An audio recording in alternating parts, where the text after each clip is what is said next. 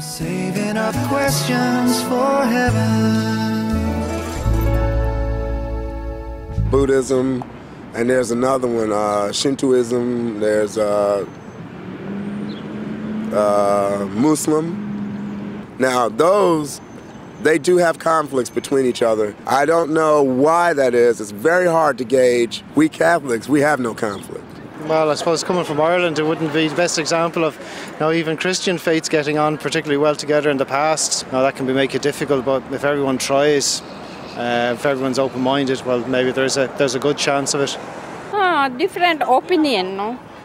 The Hinduism is different, Christian different, Muslim different. That's the reason they are not get to go along. If everybody's thought is same, they can get along. I believe they can perfectly go along. Since, well, let's say the major religions, they talk about love, peace, freedom. So I don't see any conflict in this. I think all the religions have rules that guide us to get along with our fellow man. And I think if the whole world did that, the world would be a better place. I'm saying it's kind of hard because you got one group of people believe one thing, another group of people believe in another thing. I think you have to separate the religions from the heart of people themselves. So if you're just speaking as a religion and beliefs, that's a possibility, but you're also dealing with man's heart, and that's where really things start that cause problems. Because there's only one way to heaven, and not all of them believe that. I'm not religious, so you're asking the wrong person, I guess.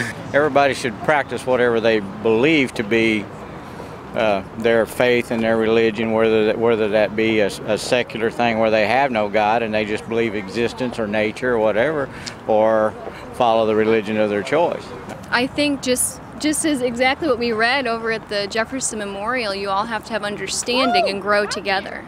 And we don't follow that, and we really need to get back down to the grassroots. Inside the religious realm, there needs to be a revolution of sorts back into spirituality and not, quote, the politics of religion.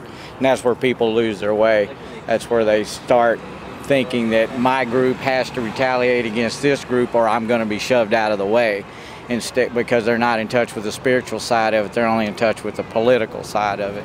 But to quit trying to tell each other what to do, I think it'd go a lot better.